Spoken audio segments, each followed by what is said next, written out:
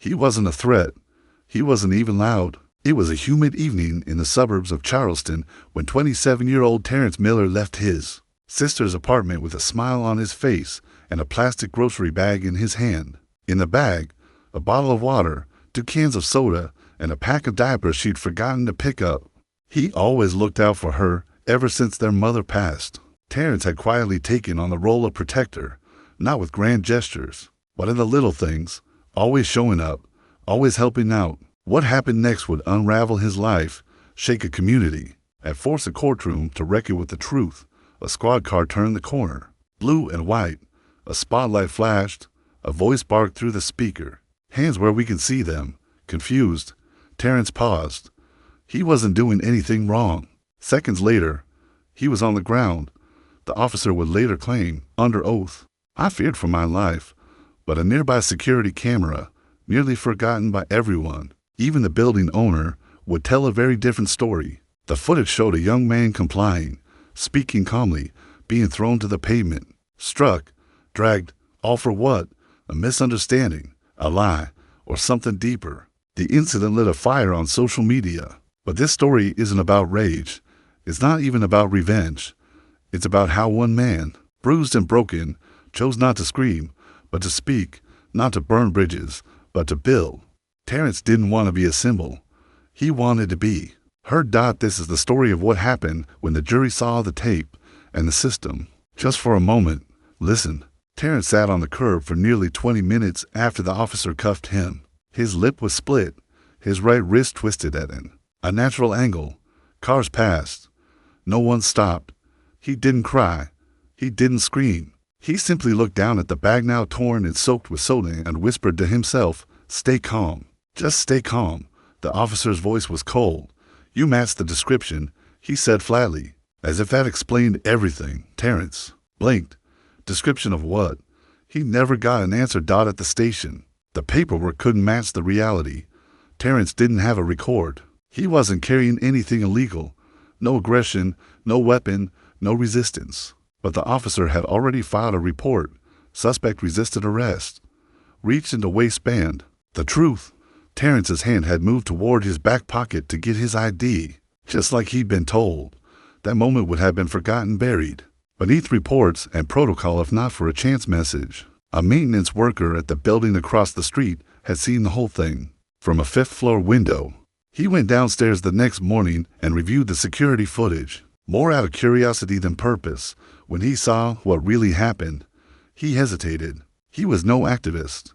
He didn't like getting involved, but he had a brother, a son, a conscience.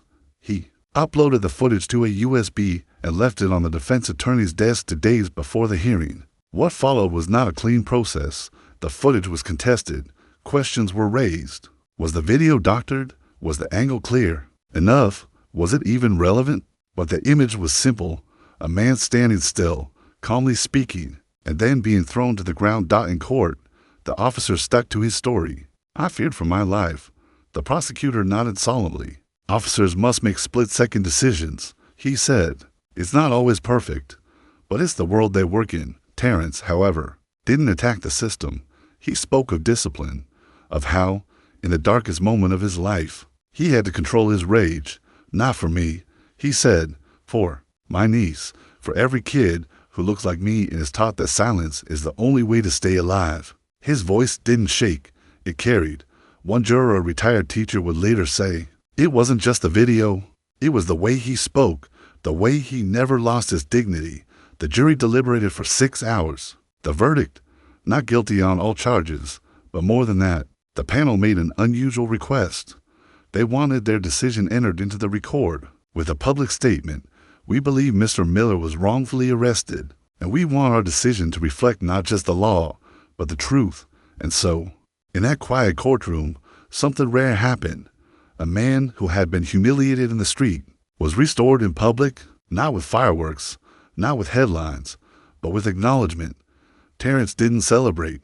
He walked out of the courthouse holding the same torn grocery bag. He had stitched it back together not because he needed it, but because it reminded him of what he carried: quiet strength, unshakable resolve, and the power to hold on, even when everything tells you to let go. He went home, hugged his sister, kissed his niece, and then he went to work mentoring young men, speaking in schools, sharing his story not to provoke anger, but to inspire clarity, because, in his words, the truth doesn't always shout. Sometimes it just waits to be seen. Word of Terrence's story began to spread not through the media, not through viral clips, but through people.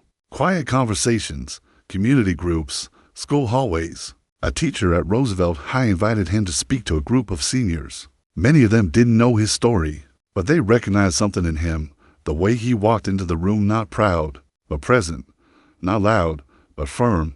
He stood at the front of the class, looked at each face, and said, "I was raised to believe that the loudest voice in the room doesn't always win. The one who knows who they are, the one who doesn't flinch, doesn't bend under false weight, that's the one who changes the room." The students didn't shift in their seats. They listened. He told them the story not with anger, but with clarity. "When I was lying on that pavement," he said, "my body hurt, but what I remember most wasn't the pain. It was the silence of the people walking by. That silence taught me something. Some people are just scared. Some don't know what to do, and some need someone to show them it's okay to stop and care." One student raised her hand. "Were you ever afraid to speak?" He smiled. "Every day, but I learned that fear doesn't mean stop. It just means it matters." After the talk, several students stayed behind. One said he had a brother who got arrested unfairly. Another said she'd never told anyone about being profiled in a store. Terrence didn't offer advice. He listened. Then he said, "Your voice is already strong. You just have to believe it's worth hearing." That was the beginning. He began traveling, not as an activist, not as a celebrity, but as a man with a story. He spoke in community centers, barbershops, churches, even detention facilities. At one facility, a teenager named Darius sat in the back with his arms crossed. He had been in and out of juvenile court, never listened to speakers, but something in Terrence's voice pulled him in. Afterward, Darius approached him. "Why didn't you fight back?" he asked. Terrence paused. "Because sometimes fighting back means standing up without swinging." That answer stayed with Darius. Months later, after being released, he wrote a letter to Terrence. "You didn't save me, but you made me want to save myself." Terrence kept the letter in his wallet. Years passed. He remained low-key, refused book deals, declined reality shows. "I'm not a brand," he'd say. "I'm just a man who got knocked down and chose to stand back up the right way." He founded a small foundation, Quiet Resolve. Its mission was simple: teach young men how to respond, not react, how to channel emotion, not be consumed by it, how to survive and live with integrity. Every workshop started the same. Terrence would ask each participant to write down the moment they felt most powerless, and then ask, "What did you learn about yourself from that moment?" Some cried, some wrote nothing, but all began to think. Over time, the program helped reduce suspensions in several schools. Officers were invited to participate, to sit, listen, and share. Terrence didn't pit people against each other. He built bridges, one quiet conversation at a time. One day, the officer who arrested him, Officer Brandt, showed up unannounced. They locked eyes across the room. Terrence nodded. Brandt sat down. After the session, he approached Terrence. "I saw the video," he said. "After the trial, I watched it over and over. I was wrong." Terrence didn't speak right away. Then he said, "Telling me isn't the end. What you do next is what matters." Brandt nodded. "I want to learn." Terrence gave him a chair and a notebook. No cameras, no press, just growth. Because justice doesn't always end in a courtroom. Sometimes it begins when the people face the truth and choose something better. Terrence never sought headlines, but eventually they found him. It started with a video, not the courtroom footage, but a phone recording taken by a student at one of his workshops. It captured a moment where Terrence listened to a young boy struggling to explain why he hated the police, why he never trusted adults, why he felt invisible. Terrence didn't interrupt. He didn't try to fix anything. He just listened, then asked a single question: what would it look like if someone truly saw you?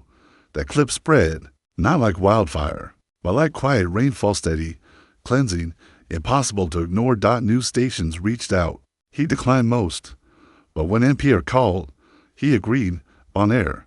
He spoke about the courtroom, the silence, the pain, but also the moments after, the rebuilding, the bridges. The invisible work that rarely makes the news. What do you want people to understand? The host asked. Terrence answered that justice isn't an event. It's a daily decision. It's in how we treat the unheard, the unseen, the unloved. Courtrooms matter, but so do classrooms, sidewalks, dinner tables. We choose every day whether we create space for dignity or deny it. The episode became the most downloaded of the year. University professors began assigning his story. In ethics classes, police academies requested permission to screen his talks. The Department of Justice invited him to speak at a reform summit. Still, Terrence kept his foundation small. One office, 6 chairs, one mission, but the ripple was growing. In a city 900 miles away, a superintendent watched the NPR interview.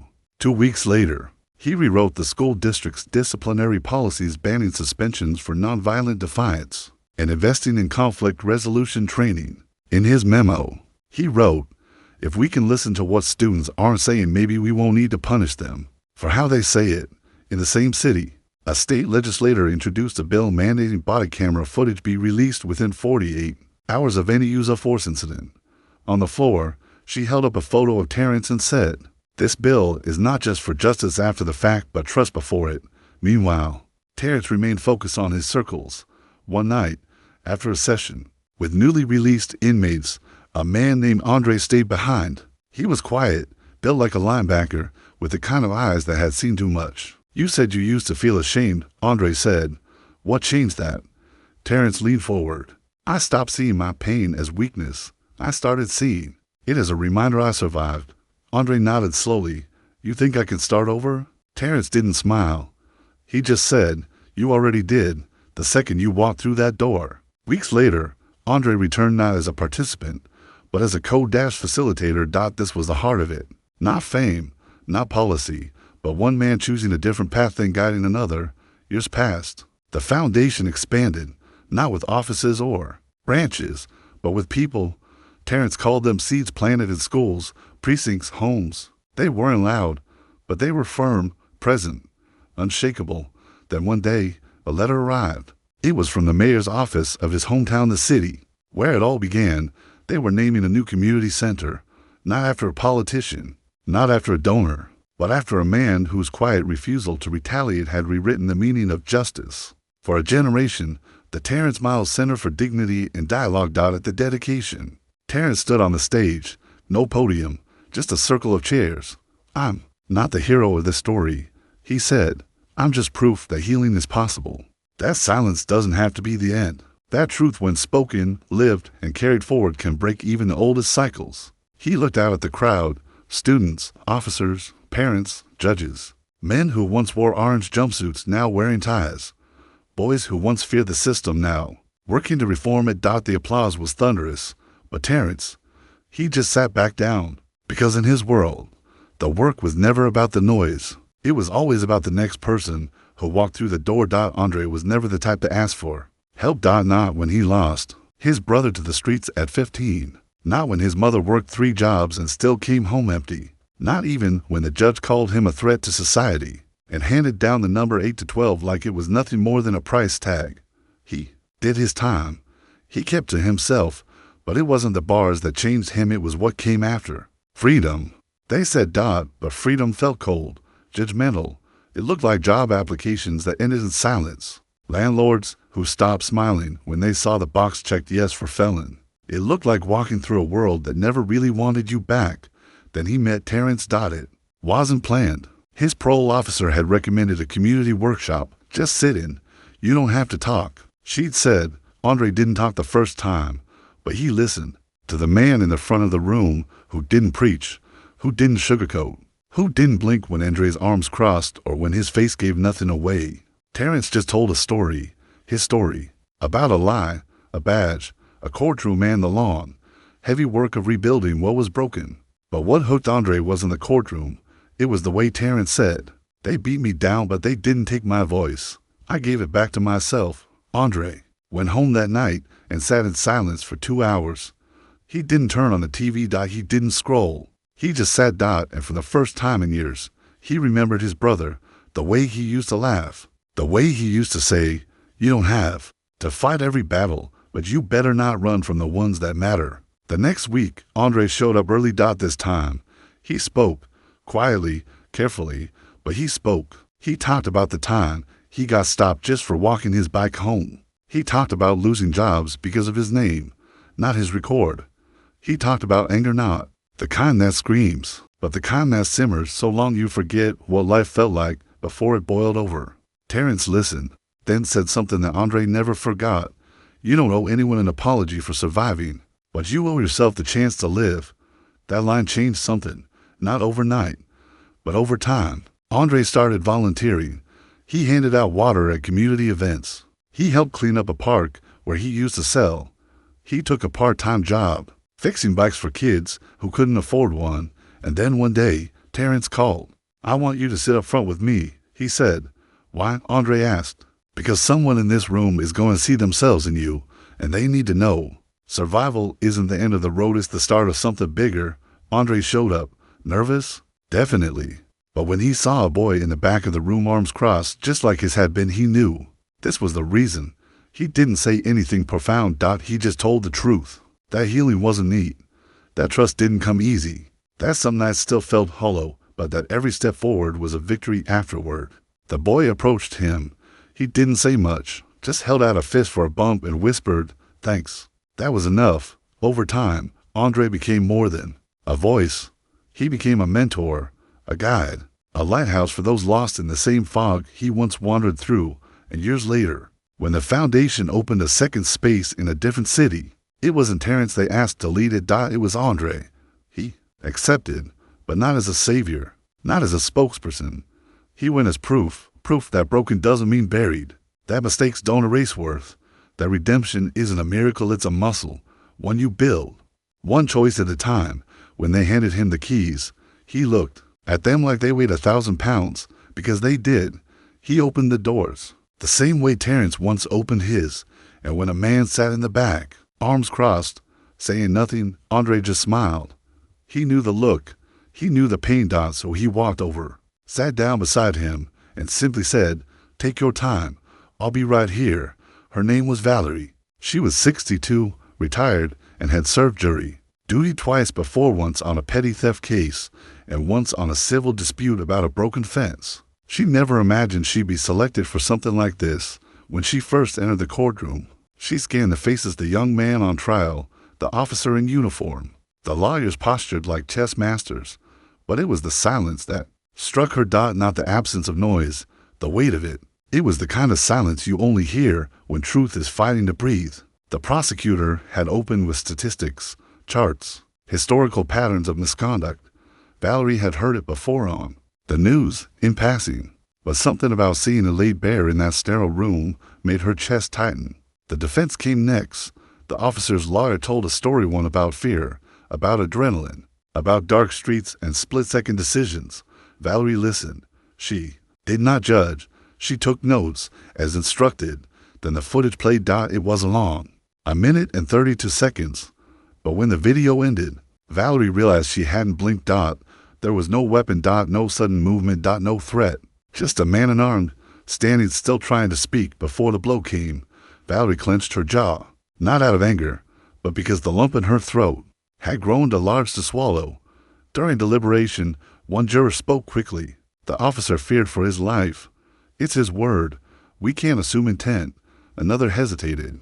But the video, they turned to Valerie. She was the eldest, the most experienced. What do you think? She closed her notebook and looked up slowly. I think fear is real, she said, but so is responsibility. And we weren't shown fear. We were shown power misused. We were shown a man trying to be heard, and another too afraid of his own assumptions to listen. Silence. Then nods. Then agreement. Unanimous. The officer was held accountable. And for the first time in her life, Valerie felt what civic duty was truly meant to be.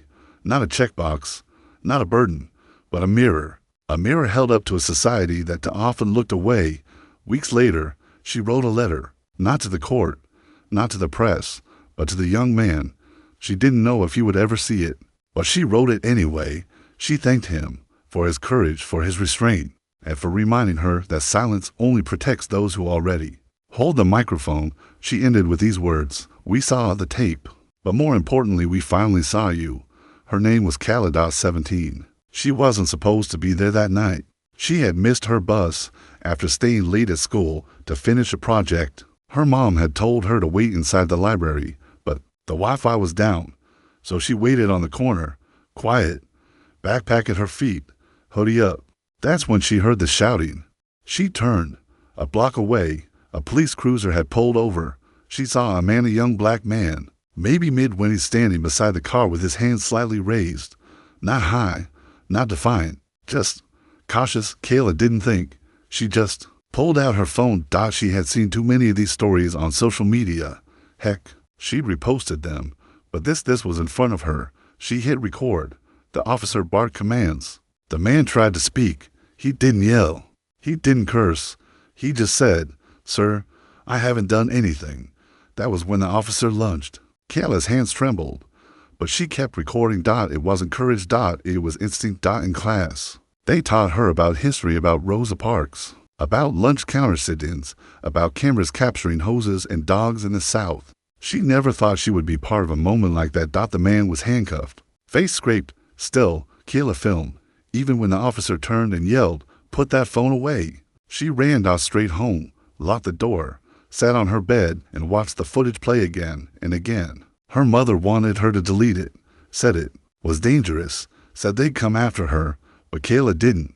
She uploaded it anonymously. She sent a copy to a local journalist, another to the man's lawyer, and then she waited. The story exploded, not because of a statement, not because of outrage, but because a shaky 92-second clip showed the truth. It went viral. It landed in court, and it turned a case that might have disappeared into one that defined a city. Kayla never saw credit, but the young man's sister found her weeks later. She walked into the high school cafeteria, eyes wet with gratitude. "You gave him a voice." She whispered. "No," Kayla said quietly. "He always had one. I just made sure the world heard it." From that day on, Kayla kept filming, not out of fear, but purpose. She learned about journalism. She joined a student press group. She applied to colleges with the hope of one day holding the microphone full-time, not for herself, but for the stories no one else dared to tell, because Kayla understood what too many forget sometimes.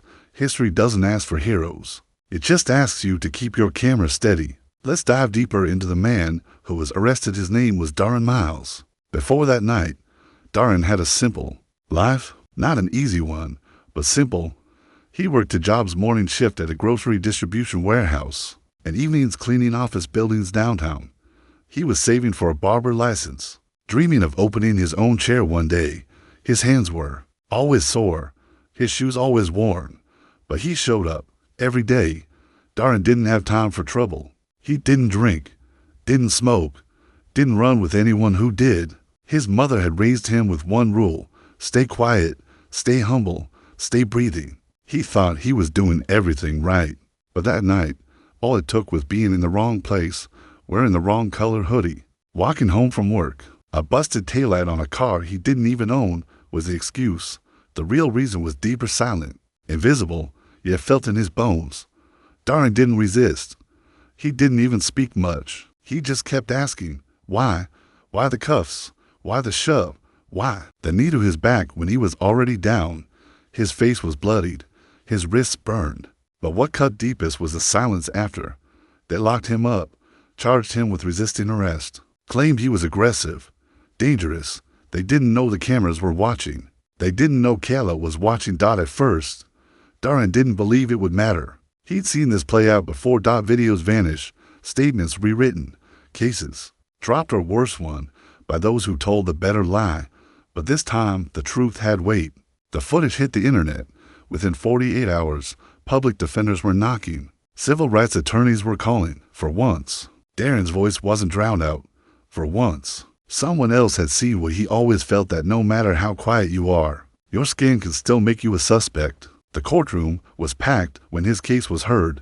Journalists, community leaders, strangers who had seen the clip and couldn't stay home. Darren stood there in a borrowed suit, wrinkled but proud. He didn't shout. He didn't accuse. He just let the silence play. As the jury watched the video, seconds passed, then a minute, then the officer's voice, the same one that said stop resisting, to a man who hadn't moved, then the shove. Then the knee. Nobody spoke in the courtroom, but everyone felt it. The verdict wasn't just an acquittal. It was a reckoning. After the case, Darren didn't sue. He didn't rant. He took time to breathe, to think. Then he got back to work, but this time, not in a warehouse or janitor's closet. He enrolled in community college, took classes in criminal justice, public speaking. He started going to youth centers, telling his story not to shame, but to teach. Don't let anyone make you disappear. He told kids in hoodies who sat quietly in folding chairs, they can knock you down, but they don't get to write your ending. The officer, Detective Colin Brewer, had been on the force for nearly 12 years. Commendations lined his personnel file. By the book, his peers said, solid instincts, but none of that mattered anymore. Not after the video. The department issued a short statement. Standard protocol. We take these allegations seriously. An internal investigation, a temporary leave. But Colin wasn't prepared for the wave that followed. The silence among fellow officers, the distance in public spaces, the way strangers looked at him not as a protector, but a threat. He didn't sleep. Not well, anyway. The image of Darren's face pressed to the pavement lingered in his mind. He replayed it over and over, not the part caught on video, but the moment before, when he made the decision, the snap judgment, the assumption. He told the court, I feared for my life. It was the phrase they all knew, the shield, the code. But when the footage rolled, when his voice rang out while Darren lay still, there was no fear in it, just control, just power. It unraveled him. Months passed. He stayed off the streets, avoided calls from the precinct, retired early quietly. No ceremony, no badge turned with pride, just a resignation letter signed with a shaky hand. He watched from afar as Darren's story spread. The speeches, the interviews, the calm, steady way Darren carried the weight without bitterness, without revenge. It humbled him. And then, one afternoon, Colin found himself sitting alone in the back row of a community hall. He didn't know why he came. Maybe guilt, maybe curiosity, maybe something deeper. Darren was on stage, confident, poised, older than the man Colin had thrown to the ground. Though only a year had passed. He spoke to the crowd not about pain, but about rebuilding. He spoke of systems, not just individuals. He spoke of accountability that heals, not just punishes. And when it ended, Colin didn't stand. He waited, let the room clear. Then he approached, slowly. Darren saw him. Their eyes met. No crowd, no cameras, just two men. To truths. Colin cleared his throat. I was wrong, he said, his voice cracking. I thought I knew who you were. I didn't. Darren didn't answer right away. He studied the man in front of him, not the badge, not the uniform, but the person, the brokenness, the remorse. Finally, he nodded. I'm not who I was either, Darren said. They shook hands, not as equals, not as friends, but as men who had seen the worst in each other and chose something better.